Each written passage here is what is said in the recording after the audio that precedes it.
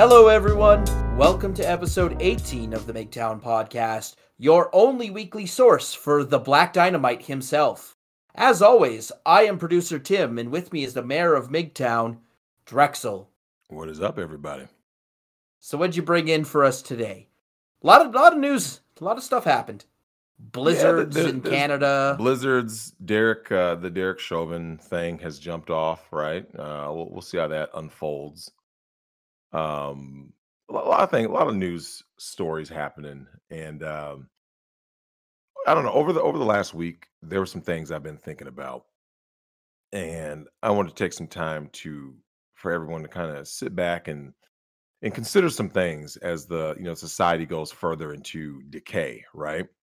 And I wrote it in my notes: agenda versus reality, right? Because Tim, have you ever had this feeling that they're just pushing a whole lot of agendas at you, right? The gay agenda, the trans agenda. Yeah, identity politics. There's this. There's just everywhere you look. There's some agenda, right? You watch a commercial. It's an agenda. It's always dumb man bad, woman can do anything. You turn on something else, and they always want to put somebody in a fucking dress. It's always something, right? And the ultimate agenda, of course, is the lead agenda of the deep state is total control, right? And the way that you gain total control, of course, is to destroy the family and destroy you. You have to destroy masculinity is the real And thing. also release an artificial virus from a Chinese lab in Wuhan. Oh well, they claim that came from an animal now. Oh man, all this vaccine bullshit. Yeah. That's an agenda. It looks like we're going back into lockdown here in Canada. I believe it. But everything is an agenda. Look, so Tim, COVID-19. There's going to be a COVID-20, and it's COVID 27,000. They're never going to. They don't want things to go back to normal. I want COVID 69. I want COVID 69, and I hope it fucks us all. From both sides, you're getting it. Yeah. Well, there's so many little things. Yeah, no, they're coming on soon. I got to finally talk. I know you keep blueballing us about this. You sound like a politician with these empty promises. I'll believe it when I see it. So yeah, we finally got to be able to sit down and talk about 3 hours. So rest assured, I sent him a message today, which is Wednesday, and we'll see about getting him on next week. That'd be ideal. So if you guys have any questions for him, for all my subscribers, everything, make sure you send in questions, and I will go ahead and write those down. We'll try to get him into the show with Mr. Ghetto Gaggers himself. Yeah, if you're in a Discord, you can just at Drexel or send him a DM. Unlike Nick, he actually answers his DMs. For those listening on YouTube or on our other platforms, you can also email us advice@migtown.show. You can get our questions in. We'll see. We may not get to everyone's question because I imagine there's going to be another 1,000 emails in my inbox. Right. But then I guess I can always ask him just to do a separate show of just like answering questions, because oh yeah, well, we could do that on Migtown TV. Yeah. We're trying to really support our alternative platforms. Yep. So we'll try to do some more content over there. Yeah. If you guys have questions, and I'll run it by Mr. GG himself, and I'll say, yo, man, I know you're all about just doing a show for us, a show for Nick, and then calling that a career on all platforms. But if I can squeeze in and get him to at least say like, hey, oh man, the fans want these questions answered, that'd be cool. Kind of like the triple X version, right? Like a triple X version of a show, and we put that on Migtown TV. There's just been so much, man, and talking with him was great. Great guy. And I actually wanted to start, Tim, with something that people wouldn't expect me to start off a show with. And I'm going to start off with giving mad props to the ladies. So Tim, I'm looking at the situation that's happened within the last week, and I wanted to really start off with that shout out to all the ladies out there. And the reason why I want to give the ladies a shout out is, once again, agenda versus reality is the theme. The agenda is pushing that there's all these toxic guys, right? They're toxic. There's incels. There's a bunch of evil men out there that are pushing all these all horrible rape fantasies and domination fantasies and all that. And what better than to look and do a little investigating? And would you believe, Tim, Redo of Healer has more female viewers than male. Uh, okay, so like that doesn't surprise me, but also that makes me feel bad because of how much I enjoy it. Well, okay, so here's the thing about Redo of Healer, right? Redo of Healer is one of those things where, Nick and I talked about this with Anna, that Star Wars girl. Shout out to her, by the way, which is women. I think women in general love revenge stories, right? That's just that's honestly, like, I think revenge works for everybody, male or female, right? But there's just something about the way women see revenge. They want it to be further than what even men will want it for, right? Like, They want the cock and ball torture. yeah. They want the whole CBT. They want everything. Yeah, they want you to go all out. Whereas dudes are kind of like, all right, Fornicating you with like a hot poker. yeah, well, the poker scene, right? Yeah, So that's a woman thing. women were saying he should have used it, right? Overwhelmingly, women like, yeah, he should have used it. And whereas dudes are like, yeah, all right. Yeah, we need to, you can threaten it, but you don't actually do it. But like, But I like the play there. Like that was a 1,000 IQ play right there. It's like, which rod do you want? You want this one or the burning hot one? Answer now, or they're both going in. Yep. And making her beg for his dick. Heal. And then of course we got the infamous dick slap. Yeah. Well, I love it because so often, you see, just the cultural and general society pushing a certain narrative, a certain agenda, right? And these are who watches this. So you actually see this even with before all the lockdowns and stuff, like when movie theaters were open, they would try to say that certain thing, oh, this is for toxic men. Yeah, you looked at the breakdown of genders, Tim, it was very rarely a gap of 10%, right? Like when you broke it down male versus female. So like an action movie comes out or something, because a lot of times guys were bringing their girlfriends. It'd be like 7% male and then 43% female, right? And you'd be like, okay, that's pretty good because it's an action movie, so there's gonna be X amount of guys who just go with their guys. But like comic book movies, the Marvel movies, it was basically an even split. And they keep pushing this narrative, this agenda about how all these guys are toxic and blah blah blah. And then you look at they push us one agenda saying that guys are toxic, right? But what it really is, Tim, what it is, everybody out there, it's not men are toxic. What they want to push is masculine men are toxic. That's why if you guys looked at that little Nas X video, Montero, call me by my name. So here we have fruity ass little Nas X. Yes, he of the suddenly he claims to be gay and he's wearing a pink cowboy outfit that's like skin tight to an award show. Yeah, that guy. Big DSLs, not little Nas X, right? So here you got this guy making a video with some very cheesy effects, and the deep state puts it out in plain view now, right? Like they've gotten bolder and bolder. They used to do things very subliminally, and now they're just actually showing him, he's giving a lap dance to the devil, right? And of course, going down into hell and all this stuff, and then knocking over the devil and then taking the crowns for himself, and the eyes glow, and it's getting more and more degenerate and all that. But like that's considered stunning and brave because it's an effeminate, allegedly gay male. And the reason why I bring that thing up is because, of course, as you guys know, I'm a huge purveyor of free speech. But when you are Lil Nas X has gone on record saying he makes his music for the kids, and that's where I draw the line. When you're showing this kind of stuff toward children, I have a problem, right? Like I said, there was a time when there was an after hours, right? Like if you guys remember BET After Dark, when you saw the real version of Tip Drill back in the day, like, listen, if you want strippers or, X-rated stuff, that's cool, but there has to be a time and place for that. And it's not at the times that kids are supposed to be seeing it, which is why, of course, now it's a little tougher to get around these firewalls with all the internet stuff, of course. But that is a problem with I mean, agenda. it's tough for a boomer, but Well, we have just so much agenda, right? Agenda after agenda, and it never really fits in with the reality. And you guys know I love harping on Me Too because we look at what happened with Johnny Depp. He tries to go after Amber Heard. We all know the story. how, all the things that she did that, she was abusing him.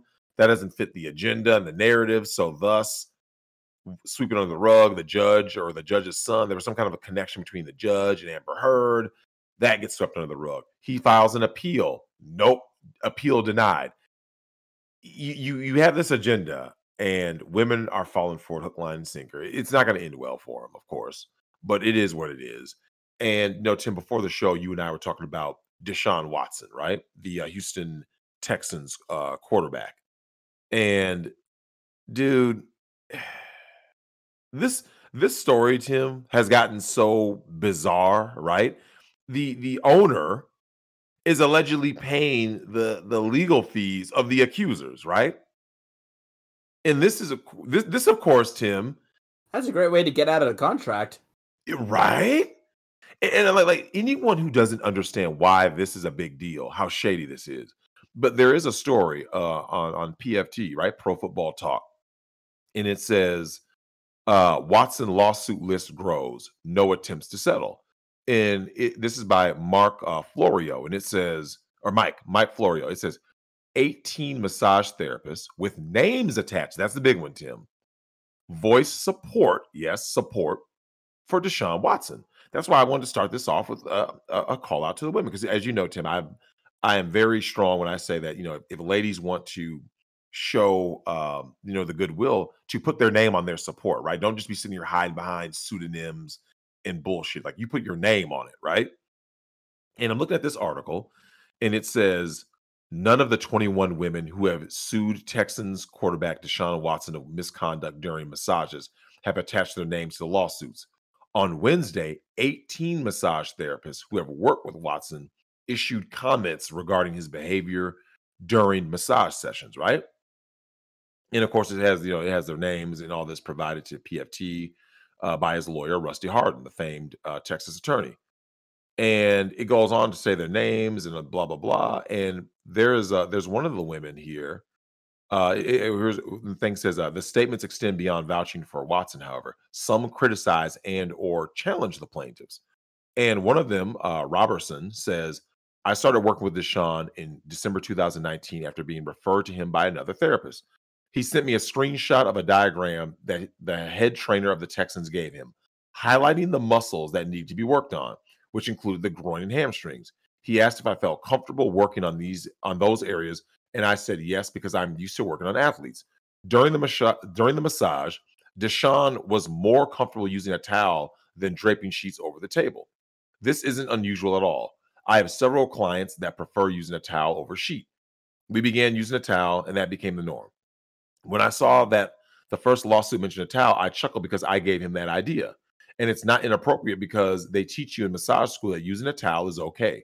Some of these accusations are so ludicrous. I just can't see him doing any of those things. He was never inappropriate with me. I never felt threatened in any way." And of course, there's more testimonies, right? Now, Tim, what do you think about the very idea that people who come out to voice support put their names on it, but the people who are accusing you and trying to destroy your career and your livelihood are anonymous, right? Well, obviously, you're just a bigot and you're perpetuating the patriarchy. It's hilarious. Dude, this is agenda 101. So the agenda, of course, which is to tear down men, masculine men, black men. There's always this agenda to tear them down, right? With these bogus accusations that never make any sense. And then the reality comes out. And when you hear a contrary argument, my question is always, so who's behind the agenda, right? Because if you can indeed prove that whether it be attorneys doing some shady shit with these accusers, or if it's indeed the owner paying the legal fees, Tim, now you have a serious problem. When you're just like, are you literally just pulling chicks, like anyone who's had any contact with them? And Tim, does this not remind you of the Brett Kavanaugh thing, right? Because you know how Me Too works. As soon as person A comes out, right? Whoever that first person is, all of a sudden, all these people, like all these women, come out saying you did something to them, and the stories are always getting more and more ludicrous and questionable, right? You're kind of sitting there like, wait a minute, this doesn't make sense. Like, Tim, do you remember that story about the woman who claimed that Trump tried to assault her on a plane, and it was a 747, and they went onto that exact plane because she claimed that he lifted up the armrest and tried to touch her and rope her? And they go, this is the exact plane she was on, right? Yeah. The armrest didn't even go up. No. So when that one part of your story collapses, the rest of your story starts collapsing because it's like, wait a minute. So and then of course they start changing their story, right? Well, maybe he wasn't like that, but because remember, Tim, they're speaking their truth, right? Not the truth, their truth. See, this is agenda, okay? This is an agenda. And this whole man bad agenda that keeps getting pushed and perpetuated, and it's spoken out on the media over and over, right, Tim? Every time you turn on the TV, every time you're looking at commercials, it's always something saying man bad, right? And Ghislaine Maxwell, yes, you guys remember Ghislaine, don't you? The socialite, who's been charged with sex trafficking of a 14-year-old girl. Now, here's my problem with this. A 14-year-old girl, Tim, right? Just one. Uno, right? So let me get this straight. Ghislaine Maxwell has been charged with one girl, but yet the little island where these pedos, these elite pedos could go over there and do whatever they wanted to do with minors. There were lots of names on that list, and there were lots of children being abused. Yet you got one charge. Remember, this is after Epstein, of course, you mysteriously passed, right, Tim? Very mysteriously. No, I don't. I don't understand why you think anything untoward happened. That a camera malfunctioned, all the guards left, and he should have been on suicide watch, but wasn't at the same time. Like, I don't know honestly how you could draw any other conclusion. It's hilarious because, like, as you look at this story, and of course, once again, agenda and narrative, right? The narrative that they push is that women can do no wrong, right? Respect women because women are perfect, men are always predators, right? And yet here it says here, just by this is from the New York Times, right, with Benjamin Weiser, and he says, Ghislaine Maxwell, the longtime associate of Jeffrey Epstein, was charged on Monday for the first time with sex trafficking of a minor, as federal prosecutors accused her of grooming a 14-year-old girl to engage in sexual acts with Mr. Epstein and later paying her, right?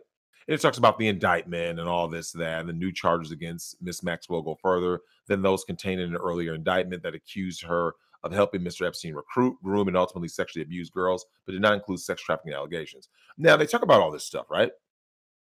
And if you know anything about just like the nature of men and women versus, obviously when it comes to minors, boys, girls, at the heart of a lot of these like prostitution rings and all kinds of little, crazy little, dens of debauchery, there's always been a woman who is, in the middle of in the thick of things, because most young girls aren't just trusting some random guy to hop in a car with or hop on a plane with.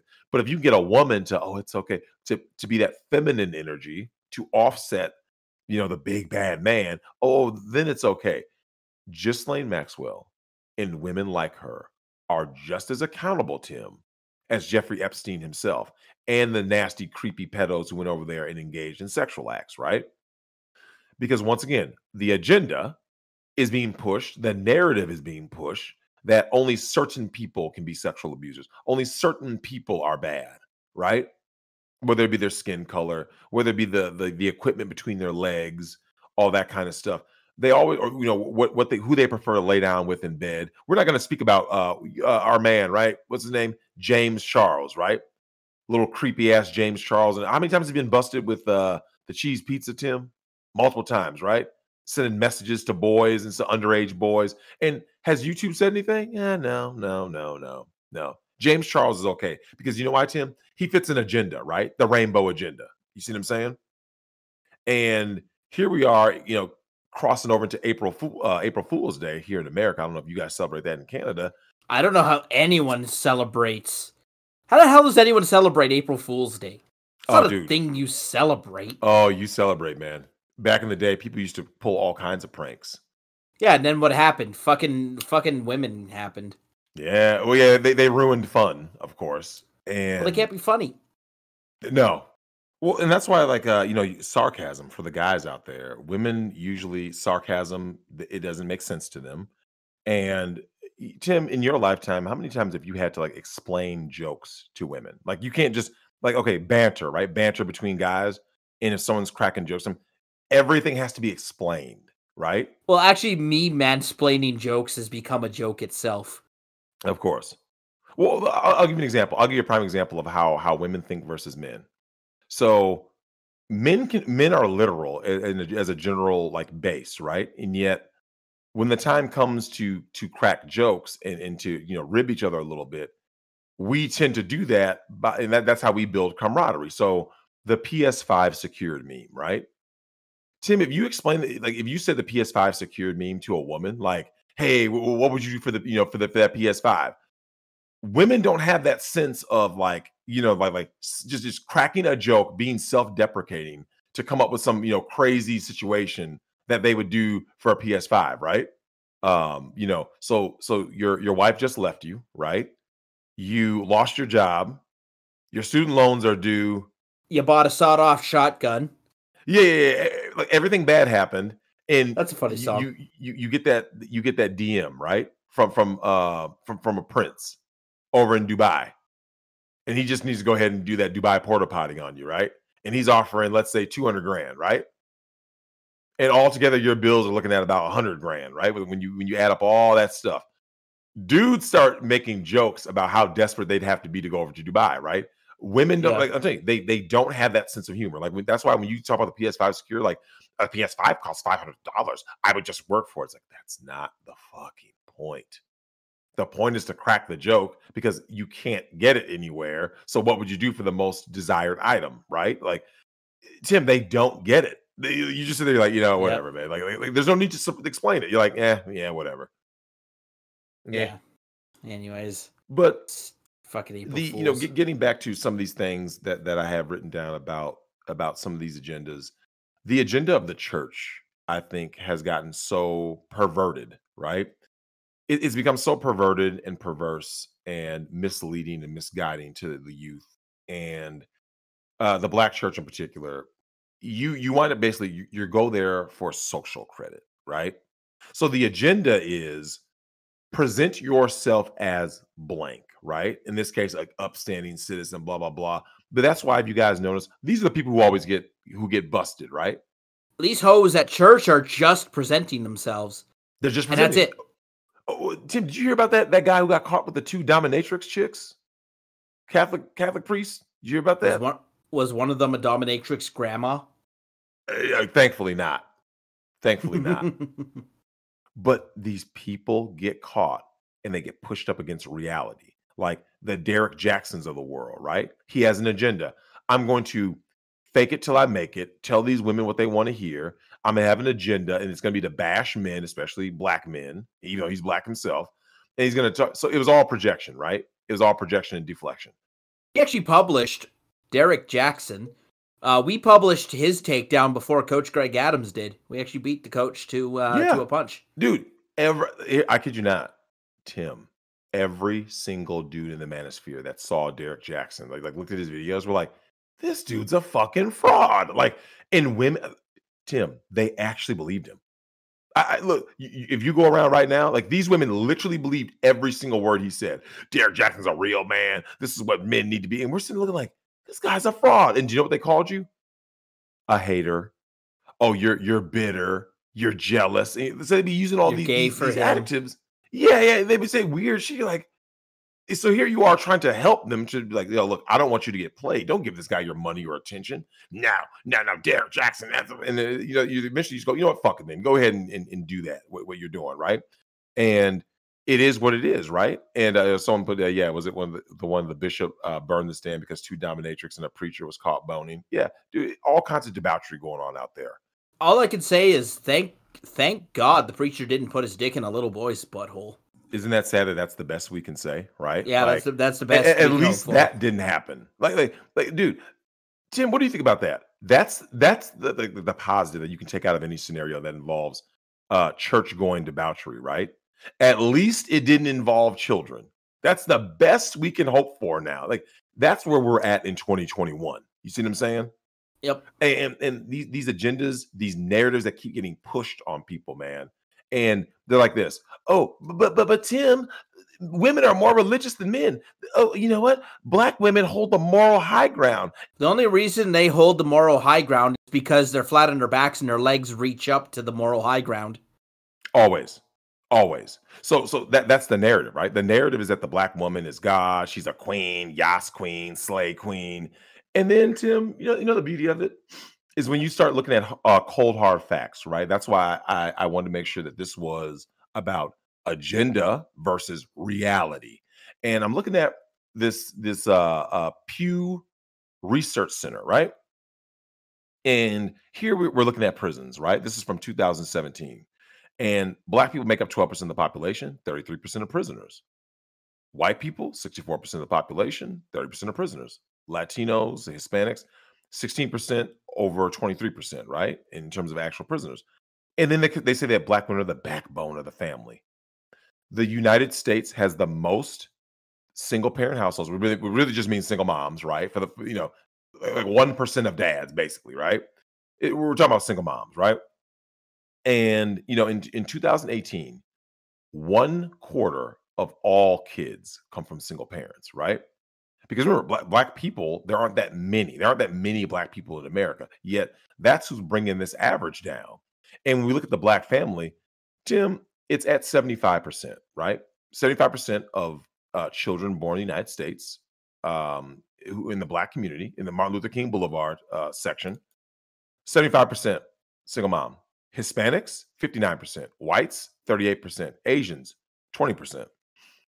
So that means, Tim, What about based natives? on in America, not a big population. I'm sure We don't exist in America. Yeah. In Canada, you guys are more of the family. Remember, you guys are the black people of Canada. So Yeah, exactly. Like the single motherhood rate in native families is pretty damn high. I don't know what the percentage is, but it's damn high too. The obesity rate of our women, yeah, is bro, insane. You've seen these German shepherds. Uh-huh. But remember though, body positivity, right? Isn't body positivity, that's an agenda, right, Tim? Oh no, girl, you're beautiful any size. Average United States woman's weight, 170.6 pounds. This isn't acceptable. COVID.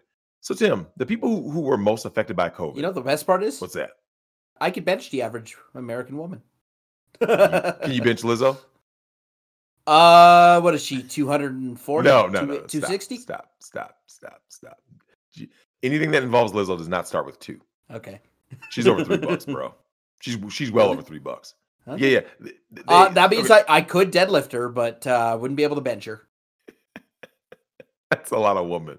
Tim, she would just That's a lot. Imagine if I dropped her on someone. Oh, you imagine. It's like Drexel. Drexel, would you have me drop Lizzo atomic ass drop on your face to get rid of the family court?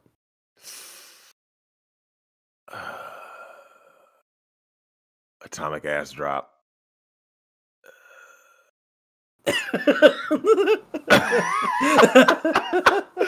Oh, fuck. I mean, I gotta really think about that one. Like my dignity, my sanity. I mean, like guys are gonna thank me for it. But you know what though? Lizzo is she's so hideous that like even if you did it, guys would like half-heartedly thank you, right? They would congratulate. Yeah, like they wouldn't look you in the eye or anything. They'd like they'd look away and be like, that was hey. good for what you did, man. Yeah, thanks. They look away. Yeah, thanks. They Oh, Tim, she's fucking gross, bro.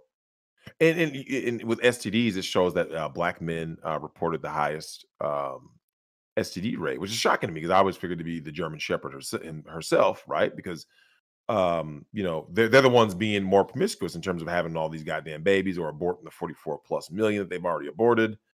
I guess you could abort syphilis too. Yeah, right. Well, and we look at these tenets, right? And the agenda about pushing the woman to hate the man and to say that I don't need the man and to basically make government bigger and stronger. There's always that agenda. And the reality is these are the same women calling the Kevin Samuels show, right? Wonder why they ain't got no man. But Kevin, I got a job, I got a career, I got my own house. And he's just kind of like, yeah, and how's that affecting your dating prospects? And they just kind of have that look like they're just lost, man. They're lost souls. All this education, all these things that you think are so important. And you look at just the cultural Marxism that we see today, right? Day in, day out. you look at this education system, right? Which is basically indoctrination, right? And what do they tell the boys, right? To hate yourself, right? And to put dresses on them. And you know, they hate themselves and all this. And when these boys are out here putting dresses on or telling them to get in touch with their feminine sides, all this bullshit. And you know, oh, Tim, you can't go to war. But you know what? At 8 years old, you know who you are with your gender. So let's put you on hormone blockers, right? Oh, this boy he's toxic because, you know, well, let's go ahead and drug him up and give him all these damn medications to turn him into a fucking zombie. If they ever right? send kids to the producer Tim School of Excellency, the only thing I'm putting in their school lunches is gunpowder. Okay? Feeding kids gunpowder is the best thing for them. They turns them. It puts a little brass in their balls, man. And, Yeah, you know, ask any African warlord. Always, man. Well, I mean, Laura, it's that, or you can have more, you know, Billy Porters and Little Nas X's, right? And you know, shout out to my man Cooper for talking about the detransitioning in the trans community. That like it's more common than not, and a lot of these people are actually just mentally ill. A lot of these people wind up Minecrafting themselves, right, at a higher rate than the norm. Now we're gonna get Susan for sure. We can't talk about detransition, Trex. That does not exist. Yeah, because that doesn't fit the narrative, right? The agenda of what they want to push. And you know, I got the boys in here being indoctrinated. Tim, let's talk about the girls. Look at what happens to the girls when they go to these public schools, right? So here these girls go. They're told, boys bad, man bad, male bad, right? But you're perfect. You can do no wrong as a female, right? And you're oppressed. You're fine. You can just take down the patriarchy. And you look at what happens in college, right? These same agendas and narratives get pushed to a different level. And shout out to Miss Leximus for talking about this earlier today in Live Chat Wednesday. She talked about the amount of girls, Tim, who have gone to a very dark place, and that is sugaring, right? Because no one ever wants to call these things what they really are, right? Which is just outright fucking prostitution, right? And she said it's a lot of the girls, not a few, not like, oh yeah, I barely even heard of it. Miss Leximus, by my estimation, is pretty damn naive. You know what I'm saying? Which is a good thing. That's a good thing. You remember, you want a girl to be naive. You inexperienced poor soul. Yeah. If you're a dude out there, you want a girl who doesn't know anything about anything ratchet. If you mention a TikTok challenge and you say, yeah, the busted challenge, she goes, what's that? You haven't heard of TikTok? What? That's a good thing. What you don't want is look on her phone and she's got all these apps and she's out there doing busted challenges, silhouette challenges, right? She said a lot of these girls in these schools, man, Coach Greg Adams has talked about this, right? These girls are going on Seeking Arrangement. They're going on OnlyFans. They're sugaring. There's all these sugar daddy, sugar baby websites and stuff. And, Tim, the thottery in college, right? This is all an agenda, right? Sexual revolution. That's an agenda, right? That's an agenda. Yeah, they want these girls to go and destroy themselves, right? And be thoughts. And so the agenda for the boys is to beat them down mentally and spiritually so that they just serve women. And by serving women, because remember, since they've been young, they've been told that women are angels and they're perfect, and that boys, they're toxic, bad, and useless, right? So because of that, their only purpose in life is to serve women. By serving women, you're serving the state. Most all guys out there in any forms of these relationships, you're in a threesome right now. You guys may not know it, but you're in a threesome. Any guy out there says, Drex, I've never had a threesome. Have you ever dated a woman before? Yeah. Then you had a threesome because you're with the government. Okay. When you date these girls, when you deal with these females, you are dealing with the government. There's always that extra entity that's in the way of your natural relationships with the opposite sex, and it's government. And that's why, Tim, if you notice, there's an agenda with this debt, right? They want these kids buried in student loan debt. Tim, do you ever notice how early they push college on kids, right? You'll be like a sophomore or junior, and they're sitting there sending you shit. They're telling you to sign up for all these loans. Hey, Tim, you're approved for this credit card. Instituting a debt-based economy is an agenda, people.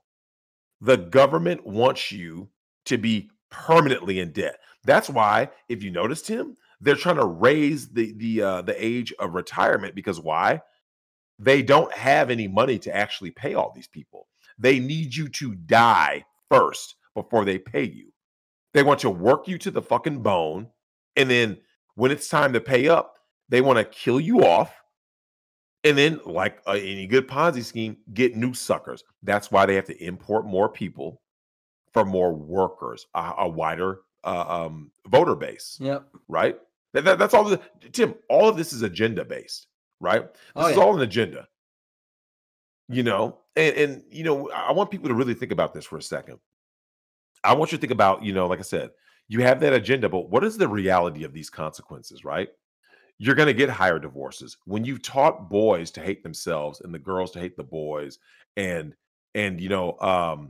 one side is toxic and hate male authority and all that stuff. The divorce rate's going to skyrocket, right? It's only going up. Anyone out there saying, "Oh, I heard that the divorce rate has gone down," or no, it's like, but no one's getting married. Marriage is done. Tim, you weren't there today, but we talked to Miss Leximus and Mr. Leximus about the relationships, right? And the guys in the chat all agreed, and she agreed. She's like, no one really dates anymore. It's just a hookup culture, right? Yep. And look, and shout out to Darth Lightskin, he mentioned it. He said the couples, the quote unquote couples that you see, is basically two people who hooked up, probably on an app, right?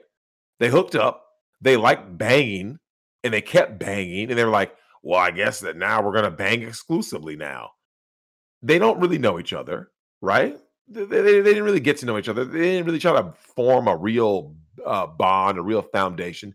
It was more based on sex. And you wonder why relationships between men and women are at an all-time low and they're in complete fucking chaos, right? Well, look at what it's based on, right? God is gone. We're in a godless world. The church is dead. That's useless. There's not many places for young men or women to go for answers. And Tim, have you noticed that's why you're starting to see more and more women go into male spaces because they're like, this agenda, something is off. Like even women are starting to figure this out. Like telling me that I'm perfect from day one and boys are evil and they're horrible. And they're starting to be like, wait a minute, is this really true? Or maybe, just maybe, I'm being played, right? I'm being played by the deep state's agenda. Dude, 90% of these college educated women are filing for divorce, right? And you look at the reasons, right? The reality. These women are going to come out with higher standards, right? Ludicrous standards. Like they're going to come out with these standards that like they aren't even like real standards. Like they'll be like this. The guy has to be over 6 foot tall. He has to be this. Listen, for all you guys who don't know, watch Kevin Samuel's show and just listen to what these women say they're expecting out of a man. This isn't realistic. You can't say you want a guy who is, basically he has model level looks. He's X, Y, and Z, but he's going to accept you at 210 pounds with 3 kids by 2 men. That's just not realistic. But Tim, the agenda that has been pushed on these women that they can do no wrong. Yas, queen. This is the end result. You start facing the reality, which is a lot of women, and Tim, I don't know if you know about this, out in India, right, which was a traditional country for many years. Now with all this, liberation, China's going through it. Coach Greg Adams touched on this, where it's like there's more single women in these countries than at any point in human history. Now, Tim, you and I both know how women operate. They're not built to work 40, 50, 60 years. That's not what they're designed to do. So when the time comes, they're going to start complaining, I don't want to work anymore. Where's my man? Where's the someone has to take care of me. Well, that's why men pay the majority of the net tax, over 80%. Men pay that. Men don't get welfare out of the system. Women do. Women milk the system. So when you face the reality of the agenda of pushing women to these corporate jobs and they wonder why they're not happy, they're popping pills at the highest rate ever, and someone's going, Drex, I don't understand what's happening. They all fell victim to an agenda, a Marxist agenda, right? You look at BLM, right? Useless. All the identity politics and diversity is our strength. That's the narrative they push, right? Mm-hmm. But let's look at all this diversity is our strength, right? All this Marxist bullshit. And then let's look at what they've destroyed, right? Let's look at the franchise they destroyed, right? The games, the movies, the comics, Is right? there anything they haven't destroyed yet? Can you think of anything, Tim? Honestly, watch this, Tim. I want you to name something that they haven't destroyed. Like what hasn't the agenda destroyed? Right? Can you name anything? Extreme dirt biking. It's only a matter of time. Well, you remember that's because No, they destroyed anime. It's not getting the money and the attention that the NFL gets, right? Or the NHL or NBA. Like, so that's why they haven't destroyed that yet. Anime is next for all the guys out there who are saying they're gonna take our anime. Anime will be gone. Anyone out there who believes in anime, think about it. How can someone have everything that you think of, right? Star Wars, biggest property in movies, ruined. Harry Potter, ruined. Video games. The Last of Us Part 2 was supposed to be the biggest game of the decade, ruined. Well, we got comics, Tim. They ruined Marvel. They ruined DC. So if everything's been ruined, they ruined Magic the Gathering. Oh yeah, dude. When I started, I talked to some guys who play Magic, and so Tim, what do you think about the cope, right? Because that kind of goes hand in hand with my reality segment, right? To contrast the agenda, which is I've heard a lot of people who play Magic and play all these Dungeons and Dragons to cope with the bullshit. They just stick with like their own era, like basically the pre-woke era. Have you been hearing more and more of that? Yeah. That's their reality, right? They're like, it reminds me of Tim. In my mind, in order for me to cope with what happened to Star Wars, I just go like this. No. Star Wars is episodes 1 through 6. That's it. That's the story. 7, 8, 9 never happened. Because that's my coping mechanism. That's how painful it is to see someone just shit on the fans, shit on everybody. Just like, yeah, fuck you. Identity politics, right? We're going to push this agenda. We're going to push Rey, right? We're going to cuck Finn. We're going to cuck Luke. We're going to throw Rose Tico in there because reasons, right? All of this is agenda based. And the reality is people are turning away. Tim, they're sick of the woke bullshit. They're sick of Ghostbusters 2016. You see what I'm saying? There's only so much you can shove down people's throats where they're like, I'm just kind of over this. Wait, you know what I'm saying? So the family court is destroyed forever. But you have to watch 20 minutes of Leslie Jones and Lizzo scissoring each other. 20 minutes. You can't blink. You can't turn away. You have to watch it.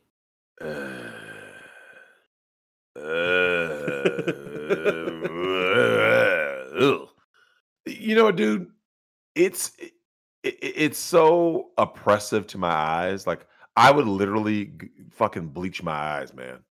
I think my eyes hurt after naming that scenario. Well, could you imagine if you wound up in a fucking padded room because of that? Like you saw it, you're like, I did the right thing. And you literally you're just walking back and forth in your straight jacket as the doctor's taking a tour of the new resident at the facility's taking a tour. The doctor's like, this guy made the ultimate sacrifice. He destroyed the family court, but at what cost? At what cost? Like he's broken. This is a broken man. Dude, it's real, man. And we keep pushing these agendas that just with like I said, with the single mom thing, single moms are great, and you look at their dating options, right? Ask these women what's the reality of their dating options. Look at, like, that's why I tell people, look at Kevin Samuels. Tim, all they have are like the lowest level of simp. And for all you guys out there who are saying like, my wife doesn't give me sex or she changed, it's because you weren't her first choice. You weren't her 11th choice. You were like her 438th choice, especially based on what these girls' body counts are in college, right, Tim? Yep. You might be choice number 4,000, bro. Real talk. So she fell into the feminist lie, the narrative, the agenda, right? And you were on the receiving end because on the opposite end of the feminist agenda, Tim, is basically men to be manservants, right? Real talk, you're her last resort. Honestly, you were her last choice. You're the dude. like I said, Tim, I've told guys, I said, my experience in my life has been the opposite. I have had women who have like made it a point, like, why haven't we had sex, or how come blah blah blah? And I'm just like, because I was busy. And yet I started hearing from guys that it happens a lot, where you hear a lot of guys talking about how, there's no affection, there's no love, there's no, and that's how these guys were treating the man cave, miserable, right? And I kind of look at this and I go like, it's the effects of hookup culture, right? Because so Tim, think about this. With all this education agenda, all of this man hating bullshit, right? Feminism agenda, and part of feminism is sexual liberation, right? Like that goes hand in hand, and of course, not taking any accountability, right? When you do that, you wind up being on the flip side of of the aging process, right? Like, so Tim, I want you to I might really imagine this for a second. You're an attractive girl, you grow up, you decide that you're going to do what all the other girls are because hive mind, right? And you're going to go get ran through. You're going to rack up that body count, and you're going to come out at age like 27. Talk about some, but I got my master's degree. It's like, okay, so now what? Oh my God. 2 weeks after graduation, they're already sending me a bill saying you got to start paying on this. Now you're in the workforce. Tim, if you were in that scenario, right? Because you followed an agenda, what is your new reality in the dating world, right? How much, first of all, how much did that degree set you back, that master's degree? About 80,000. 80 grand in debt, right? And when you add up that compound interest, when you start adding that shit up, when you start realizing, I've got this apartment. I mean, the only way you're going to fix that problem is to have more dicks in you than the R section of the phone book. And that's why you're starting to hear more and more women go to OnlyFans, right? I think that joke was too complicated for everyone to get. Because Richard is dick, right? So the R section of the phone book. Okay. Oh, they're going to go. Remember, Drex, what you said about explaining jokes to people? Look, man, you got to explain it four times, man. Twice for the guys and 2 more times for the ladies, man. 4 times. Yeah. But you kind of look at this reality, right? And dude, I've seen this with my own eyes, man, in real life. I've seen the realities of hookup culture, the reality of divorcing. I've seen the reality of monkey branching from both sides, right? But with women doing this, I just look, I'm like, you believe the feminist narrative? You thought that you were going to end up happy? And so they start saying stuff like, well, I got my own place, and I got my degree, and I make X amount. And it's like, yeah, okay. Well, guess what? I got a doll. Right? Like because dudes don't care. So and for the guys out there, let's face facts though, Tim. I gotta go ahead and lay into the dudes. The guys who do the hookup culture, or who wind up on the receiving end being a fucking simp cuck, right? They marry some single mom. They get with some girl who's already been ran through. You wonder why their life sucks. Because you follow the agenda. You follow the narrative of being the good guy, right? Being the cleanup man. If you're cucking out and raising another man's child, but the alternative is that the kid is raised by a single mom, that's one hell of a sacrifice you're making. Yeah, you're a cuck. We talked about that. You're a cuck. You're raising someone else's kid. You're still a cuck. But some people will be like, yeah, I'll make the sacrifice. I'd rather be a cuck than let this kid grow up single mother. But that's not your responsibility. You're kind of fucked either way, right? Like, you can either fuck yourself or fuck society, right? Yeah. The more kids raised by single moms, the worse for society. The more guys who simp and say, I'm going to take on this single mom, right? I'm not the stepdad. I stepped up. Well, that's going to hurt you. You're going to be miserable. No. I get it. I totally get it. There's a difference between the action and talking about the action. True. Right. True. So when they say I stepped up, no, now you're grandstanding. You're showboating. You're like, look at me. Got ran through and made mistakes, and I'm here to cover up those mistakes, and I'm proud of it. It's like, okay, bullshit. Fuck you. Also cringe. No, there's a difference between just nutting up and raising a kid so that they don't have to deal with a single mother, and then going on Facebook and bragging about it. Dude, here's the thing. Society's not changed, right? Like women aren't going to suddenly say, okay, we've taken this too far. We talked about this in the Discord chat. They're not going to take any accountability. So you have to accept that they're going to just do this and run this crazy train without brakes all the way into the ground till all of civilization is completely fucking destroyed. They're not going to stop. They're not going to suddenly say, okay, you know what we need to do, Tim? We need to at least have a nuclear family. Can we at least agree on that? They're not going to have a nuclear family. They are going to keep that family court open until literally the United States is invaded, right? Until the United States gets invaded and completely destroyed, they will not get rid of the family court, right? They will not get rid of the Mhm. 19th Amendment. None of that's going to happen. So there's no need to believe it can or will. So this is the reality. This is the cold hard reality. This is where your agenda meets the rubber meets the road, right? Where it hits reality, which is game over due to these factors. The agenda of women can do no wrong, the agenda of men, you guys just need to man up or you're stupid. And we're going to show commercials where you guys are always idiots and buffoons.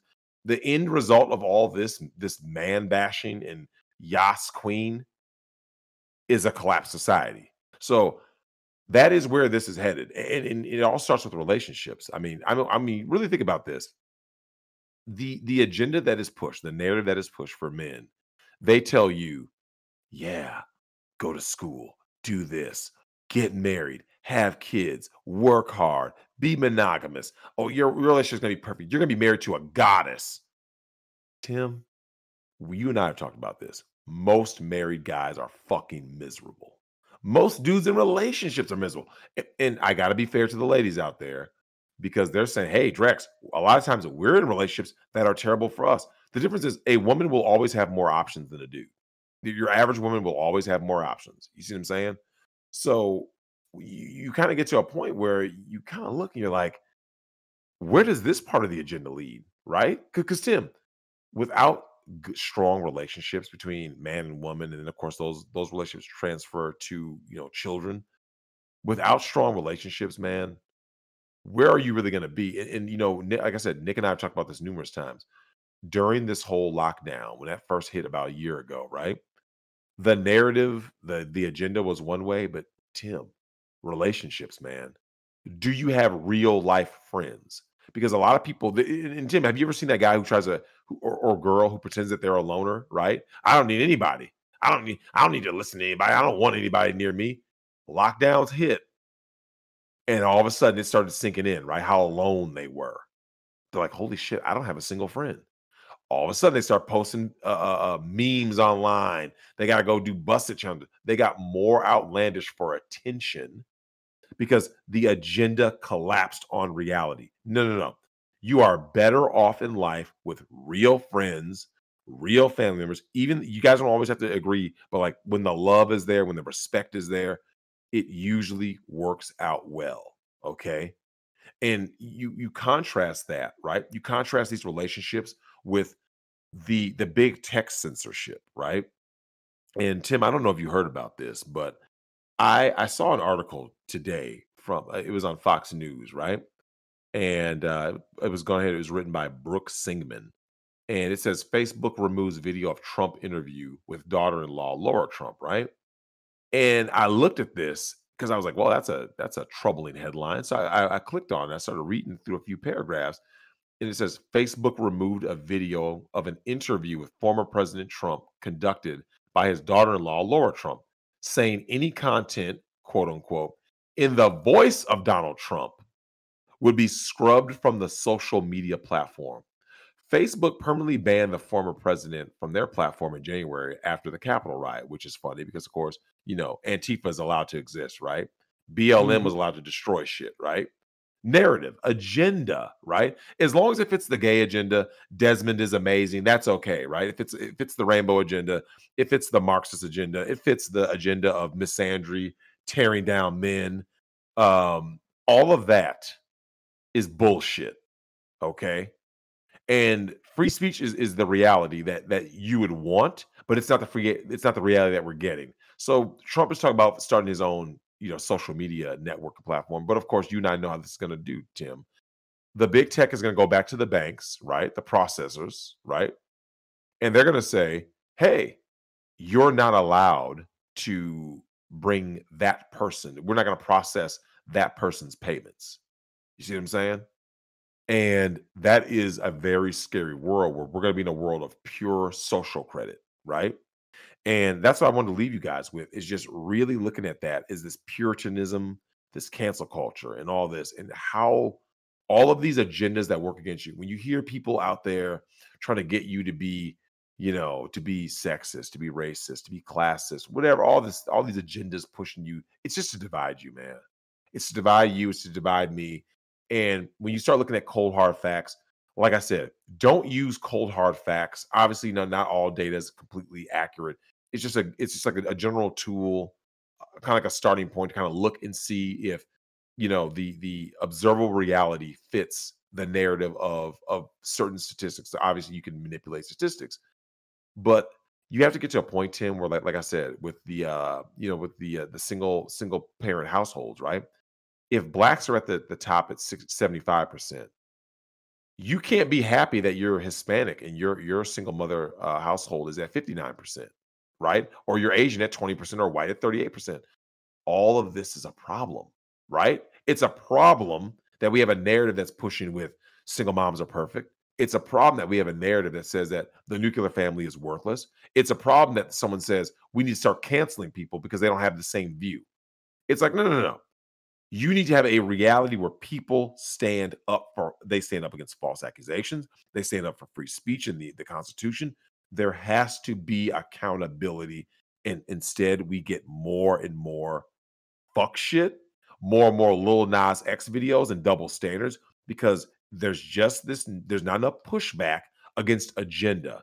Against, hey, Tim, you have a little boy? We need to put him on hormone blockers. Bill Maher talked about how these parents are afraid that they're not woke enough. Oh my God, I'm going to be, my kid won't be able to be at school. I'm not allowed to say anything against what the school is teaching. Yeah, you are. Shout out to Nick and Lady Rackets. Homeschool is going to be a thing, Tim. Like if you can look 10 years into the future with the way things are going, how many more people do you think, the few people who are going to start, having real relationships and having children? What percentage do you think is going to start homeschooling in the future? Well, I mean, I'd just be disappointed if it's not 100%. Well, yeah, you'll never get that lucky because it's easier to just send them to the public school indoctrination, right?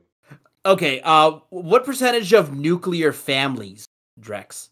Yep. Because we know the single moms, they lean on the government like Lizzo leans on a pole after taking 5 steps. Yep. So, but a nuclear family, a well-functioning household. So what percentage will they homeschool in the future? I think it'll be much higher. I think it's over going to be 50%. significantly higher. I think that the nuclear family will start homeschooling. I don't know what the percent is now. There's not going to be many of them left.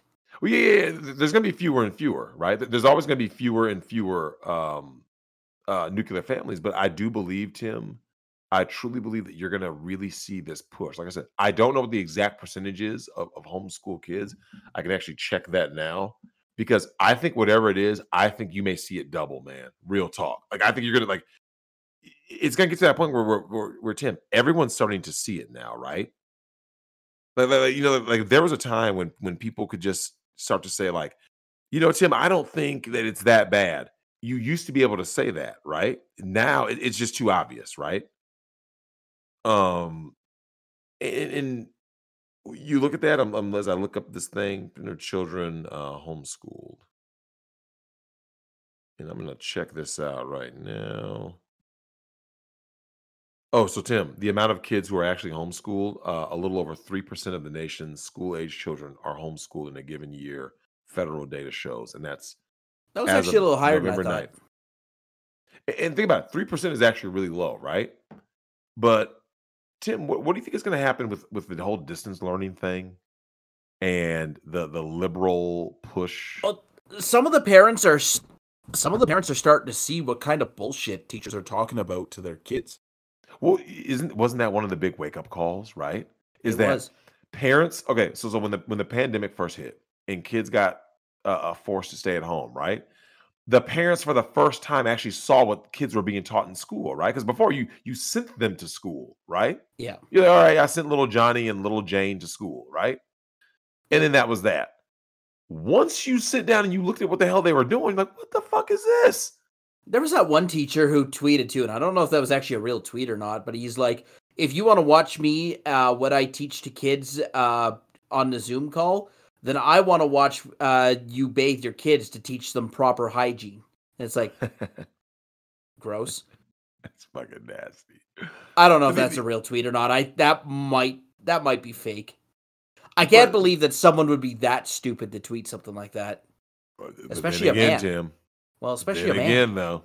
Well, you remember it didn't have to be a man. It could have been a male. There's a difference because there's Ron Toye, right? Ugh. So you just kind of look at all of this stuff that's pushing against these. Like I said, Tim, think about who they go against, right? They're against the family, right? They're against the nuclear family. They're against, and Tim, even if your relationship doesn't work out, they're against you guys working together, right? Everything in the system is designed to further drive a wedge between the parents, right? The biological parents. Like everything is designed for just keep getting in the way, right? So you kind of get to this point where you're like, look, man, what are we doing? But at the end of the day, none of this changes until people say, yes, it's time to change the narrative. It's time to go against the agenda. It's not all this rainbow shit done. All this whole man bad done. All this women are perfect done. There's going to be accountability so everybody knows what's what and we can finally move forward. Now, Tim, I know it's not going to happen, right? I know. Do I want it to happen? Sure. But do I know? Am I certain that it will? Of course not, because I just know how people are designed. They're going to keep. Tim, think about this. There's been very little pushback against big tech censorship, right? No one stops using some of these platforms, right? And this goes back to what you were saying earlier, the reason why we need to support alternative platforms, right? Because if you don't, you're just gonna have the gatekeepers being like, "Yep, you're only allowed to say X, Y, and Z. You're only allowed to push the agenda." It's like that South Park episode talking about Walmart, and they're like, "What's the true source of power of Walmart?" It's just a mirror. The true source Yeah. of power of Google, of YouTube and Susan is a mirror. The true Yep. power of Facebook and Mark Zuckerberg and Cheryl's sandy vagina. Yep. You're the source of power. You're the source. Well, Tim, do you remember what I said last week when I was referring to gamers and why they need to stop supporting woke games and stop supporting woke media, any woke media, right? If you just stop, if you just don't give them a single dime, it ends. All of their power is gone. If the Rise of Skywalker only made like 150 million, they'd be like, oh my God, we just spent $400 million making and advertising this movie, and this is all we got on our ROI. They would go, oh my God, what did we do? Games, Oh, it's right? The society's Last of Us. fault. Society Yeah, wasn't and they got to ready go for blame this art. toxic men, and so here's the thing: every time and this is for the ladies out there. Every single time that they want to blame men for something, stand up for men. As soon as you hear them say, cis white males are toxic, just men are toxic. Every time they say it, stand up like, no, we're not going to allow this, and because now they can't go against women. Just call them pedophiles. Every time they say Right. like men are toxic, she's like, yeah, sure, whatever you say, pedophile. Yep. Yeah, you're a pedo. And just You're a start going after racist. 'em. You're a pedophile. Yep. End it. End it. It's equally as ridiculous, right?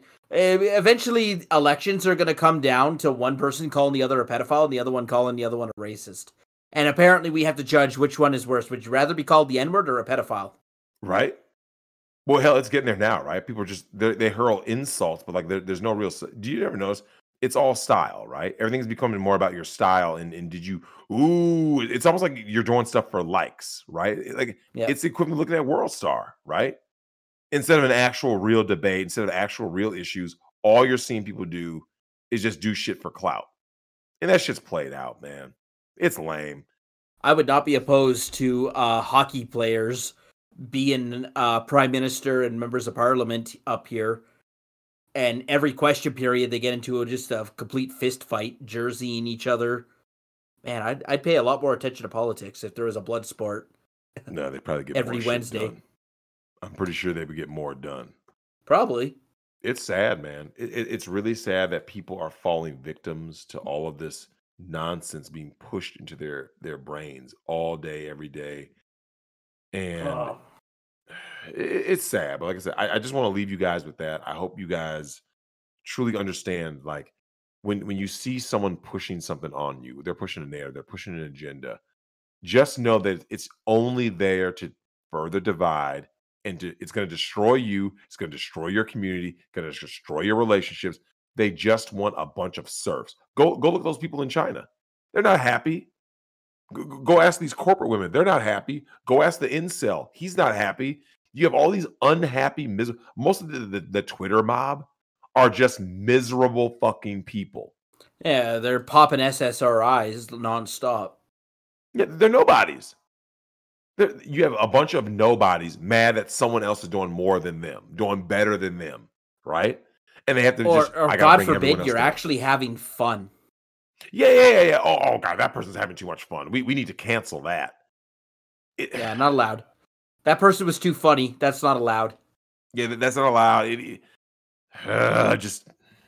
We got an email in too. You were irritates speaking because last week we were talking about how racist or how badly the Koreans want to be white, and I think there was a couple of comments on there's a couple of YouTube comments that followed up on that. And we got one email that followed up on that too.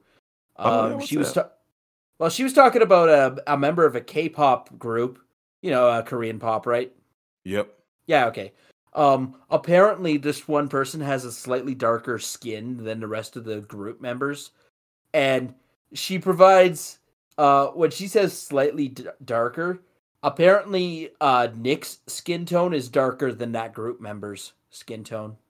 Oh, wow. Now, Nick has been in Florida, so you never know. He might have that spray-on tan look when he comes back up. But, apparently whenever the topic comes up, other people say like he's exotic, right? Oh God, dude! I'm telling you, dude. I've been around these people, man. I know what it's like. Like I'm telling you, this obsession with pale skin, and like I said, I see this in Latin American countries where these people are sitting there like like Canelo Alvarez is a prime example. Canelo gets mad love in Mexico because he looks like a white dude. Yeah. Real talk. Like, dude, if you are at a point where you're, like I said, I would never even listen. However you are is how you are. I just don't care, right? Like, I don't sit there and like size up someone's skin hue on how much love I'm going to show them. You either are something and we're cool, or you're not. But this whole obsession with skin color and all, it's so misguided. And that's why you got these people out there acting crazy. Tim, think about it. Look at how much money the plastic surgery industry makes every year. And it's not just to fix, a messed up nose from a car accident. Most of it, I call it vanity surgery, right? Oh man. How big of a car accident would you need to put a dent in Nick's nose? Nick goes through the car with it, man. I'm telling you. Yeah. They one time he got trapped in his car, used his nose as a glass breaker. Fucking Nick. Oh, we also had an email following up on our bonus episode.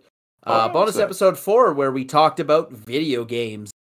When we actually came up with like our top 5 video games. We had quite you were referencing, we were talking more about The Last of Us Part 2. To get access to that bonus episode, you of course need to be a member of our Patreon or Subscribe Star, at least at the $5 level, and listen to us rant about video games for a couple hours. You can also catch the other bonus episodes where we bring in esteemed guests like Dollhouse Phil, Nick Ricada, Ken Jennings of Kiwi Farms, and TFM. Yeah, soon to be. Well, we'll be getting a live stream, a bonus episode, and a regular episode out of GG there. Of course, because he's been blue balling us so long. I want like 10 hours of content out of him. You right? Tell him I'm pulling 10 hours of content out of his ass. Anyways, we did get an email following up on our video game bonus episode. Games that you hate, but then came to love. Games that you started out hating, and then you came around to love them. Because, sometimes songs are like that, too. You're like, man, I hate this song on the radio. But then you listen to it 20 times, and it's like, you know what, this is growing on me. Oh, yeah. That's a tough one. This guy says Borderlands is the perfect example. Game I hated that I came around to love. Shit. Ooh, man. Because here's the thing, that's easier for me to say with movies. 'Cause, like, I can think of movies that you start off, you're kind of like, oh, I didn't like that movie. Like I hated Drive the first time I saw it because, of course, with movies, the trailer matters, right? Yep. You see a trailer and you go, oh yeah, man, that's this, and so in your mind you have an idea of what the movie is, and you go, and because the trailer misled you, you're like, I hate this movie, and then of course once you go back and rewatch it, you know what the movie is, right? And like Interstellar, I thought, like I said, it's one of the rare movies I hate that I missed Interstellar in theaters. If theaters ever get back around to being theaters and everything's normal, I want to go and see Interstellar at the Cinemaplex, because with games though, Tim, how often does that really happen though, right? Well, if you hate a game, you don't come back to it. Yeah, yeah, yeah. If I just like a game, like, okay, do you remember the last game you disliked, like you played and you're kind of like, eh? Yeah, it was one of the Madden games. Mm. But you never came back to it, right? Like you played it, you're like, yeah, No, never came back and to that's it. it. Like yeah. So because video games are very different. Like so, I imagine video games is being similar to like a book. Like I think if most people started reading a book and they got to like chapter, let's say 4, and they just hated it, they're like, God, I just don't like this. They just don't go back to it. Like, yeah, I'm sure at some point someone's like, no, no, you should just keep reading it. I Yeah, just don't think people would. They'd be like, eh, no, I'm good. you got to have an extreme form of autism to be like, all right, I started the game. I'm going to finish it, even though I hate it. Yeah, usually you just grudge through it, right? Like you begrudgingly get through it, but you didn't enjoy. Like I did not enjoy Resident Evil 3.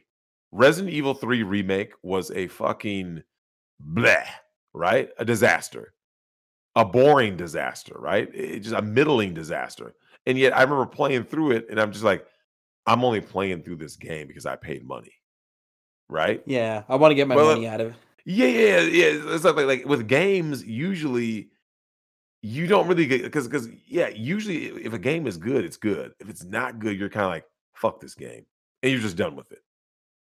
But great Hmm. question though. I like that. I like that question.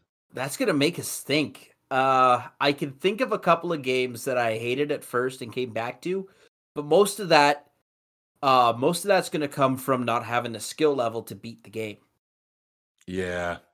right? So there's a couple of online games I sucked at when they first came out, and I was like, "Fuck this! I'm not playing this game again." Then I pick it up maybe a few months later out of boredom, and I seem to have figured out, I figured out the boss or I figured out the sequence. Modern Warfare 2 would go into that category for me because coming off of COD 4, and I was pretty good at COD 4. My kill to death ratio is the highest in Modern Warfare 2, but I had the most competitive fun in COD 4. Mm. Modern Warfare 2 came out and they changed a lot of things, and I didn't like the changes, and I wasn't doing very well at the game. So it's like, God damn it, I'm going back to COD 4.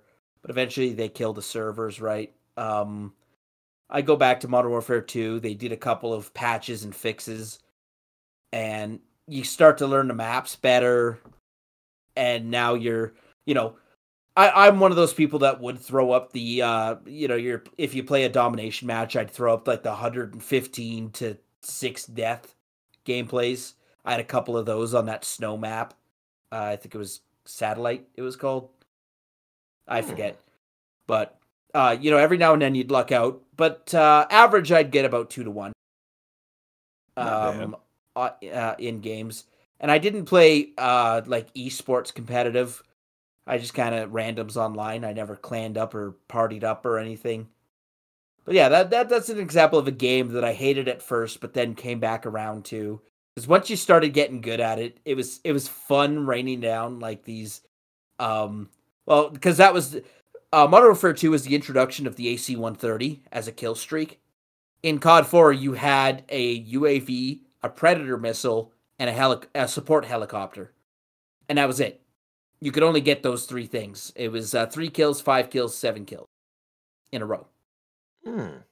But in Modern Warfare 2, you could actually change the kill streaks. So now you could do 3 kills UAV, 7 kills Harrier, 25 kills drop a nuke on everyone. Or I think it was 11 kills to get the AC-130 or 12 kills to get the AC-130. And when you get I was good enough to get AC-130s on a pretty regular basis. I'd probably get one every 3 or 4 matches. And it became fun raining down that death on people. It's a trip, man. I just like for me, I think the question I would ask myself would be like the game that I didn't think I would enjoy, that I grew to, like really enjoy. Like I really loved Beautiful Joe. It's a game that when I sometimes you look at a game like back in the day you look at a gaming magazine like Game Informer or EGN or something like that. I was looking at a different magazine back then. But go ahead. Well, I mean, in those days, like you saw certain games, you're like, yeah, that doesn't look like my cup of tea, and yet you gave it a try. You're like, damn, like man, I love this game. And Celeste is one of those games I remember I picked up because it got really great reviews. They said, no, man, this game, this is this brutal old school challenge. I said, okay, I'll give it a shot. Loved it. Enter the Gungeon, loved it. Res Evil Revelations, loved it. Like man, there were just some games that I've played throughout my life where I'm like, man, I really like this. And I could almost oh throw man, Minecraft into that category. Like a game I didn't think I would like, and then it grew on me. You actually pick it up and play it, and you're like, huh, I'm actually having fun doing this. I think Minecraft did that for me. Now, we're talking like Minecraft beta, right? Where they go way, way, way back. of course. Yeah, I think that would definitely fall in that category for me. It's a little off the, that's a little off the chart pick there. I don't know. I can't think of anything else. Typically, like there has to be a reason. Like Drex, my family didn't have a lot of money growing up. So if I picked out a game, it had to be a good one. Oftentimes it was a game I had played before, I rented or borrowed. And I wanted to buy the game so that I could have the full game. Or I played the demo, right? One of the demo discs that you could get for PlayStation. So typically when I got a game, I knew it very well. I did tell the story of how I got into Metal Gear Solid, and that's how it was a mix-up between that and VR Missions. But I wouldn't say I hated Metal Gear Solid at first. In fact, when I saw the opening cutscene down in the underground level with the elevator in the back, I spent maybe a couple hours just messing around with the guards there. I was like, I'm having fun. Even though it was a mix-up, right? I didn't get the game I thought I was getting, but I can't say I hated it at first. Yeah, and that's another thing, right? Like back in the day when you or, you either stumbled upon a game or your parents got you a game or something like usually like you said, it was something like it isn't exactly what you wanted, but like certain games could really grow on you, right? Like I said, with games in general, I tended to really, really love the games I played from jump. Like I put it in and I was like, man, I love this game. Like, and I just kept playing and playing and playing. Whereas, yeah, man, going back is actually a rare like I don't know about this emailer, but like as a general rule of thumb, I would say going back into games is a rarity for a gamer. Like if you put in like Assassin's Creed, right? I played the original Assassin's Creed, and once I realized that, I was playing it with my brother. We put in 3 hours, and I was like, stalk, eavesdrop, kill. Cool. Did it again. Cool. Did it again. Cool. And after a while, you're like, this is the same shit. And so I never played it after that. I rented Assassin's Creed 2 on when I had GameFly, right? But I never actually played it. I'm like, dude. And then people were telling me, no, man, you got to play it because it's so, it got so much better. I'm like, oh, the pacing was, yeah. But you know what I'm talking slow about, right? Start. Like, yeah. Assassin's Creed 2 is such a slow starting game. Yeah. So, it's like, okay. dude, I think slow start. Now, you and I are pretty dedicated gamers, right? Because a game slow starts, that doesn't always mean that, we'll power through it and we'll try to get to the. But I wonder, for people who are casual gamers, how many masterpieces have they missed out on because there were slow starters? Yeah. Yeah. Some games I've heard are like that. Some modern games, like Nick has told me about a couple of games that I can't remember. Was it what's that big one? Elder Scrolls, right? Skyrim. I think Skyrim has a slower start, Skyrim. right? Yeah. Yeah, Very slow start.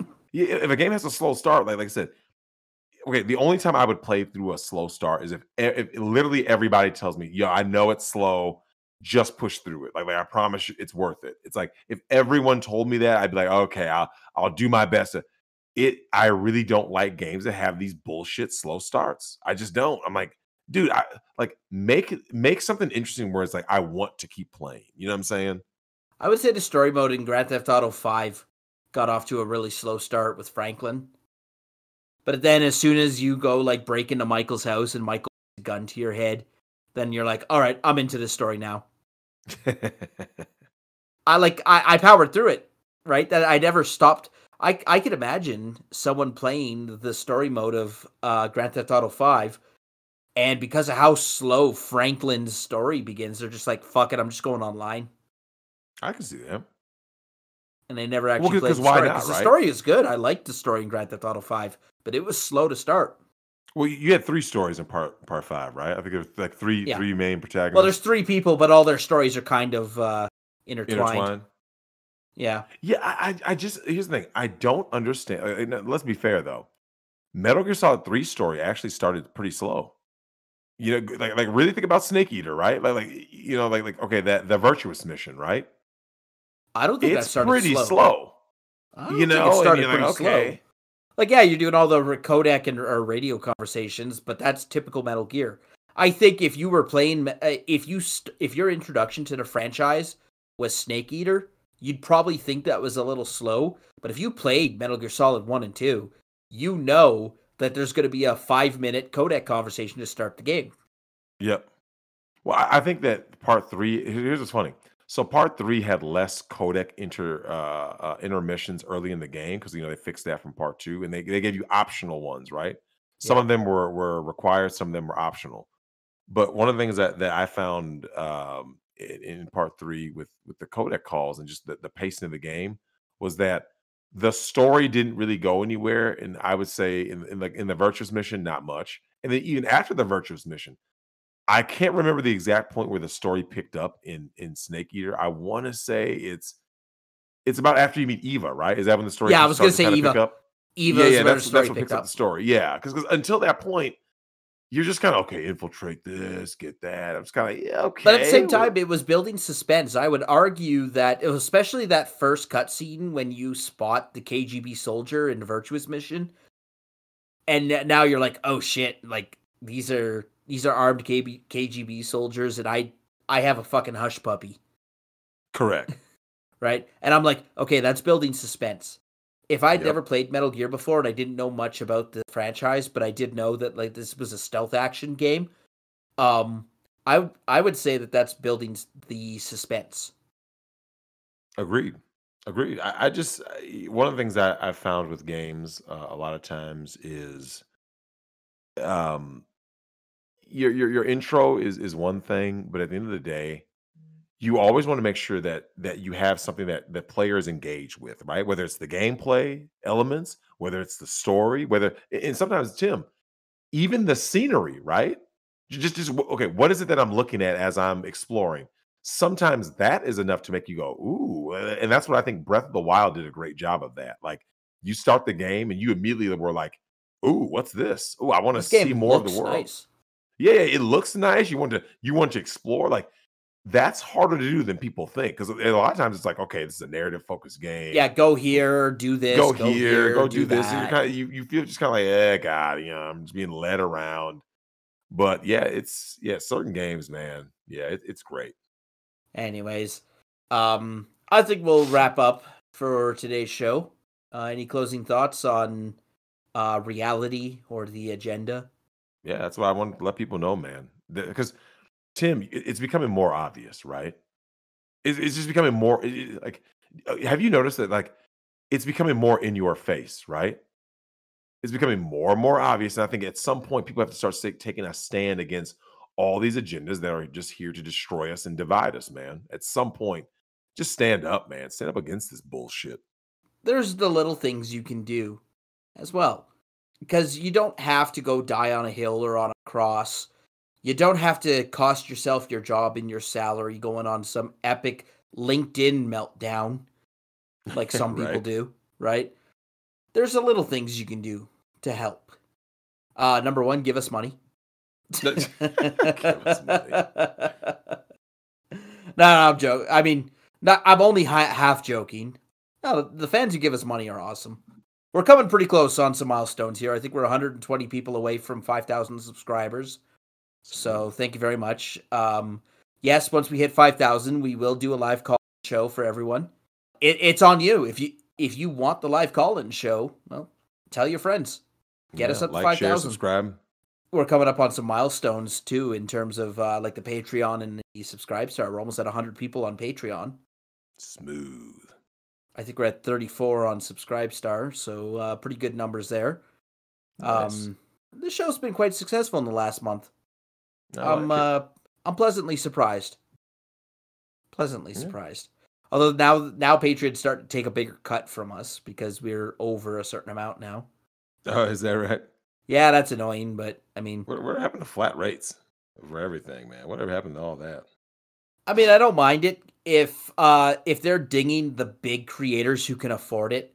Like, I'm pretty sure Dick isn't crying over losing $1,000 on fees, right? Yeah. Because he's making $23,000 a month, so I'm sure he's not going to cry over losing $1,000 of fees. But then, if you try to download that same, if you were to scale that down to us, right? We're making $100 and they're knocking off $30 in fees. It's like, that's a little much. Yeah, it's all on scale.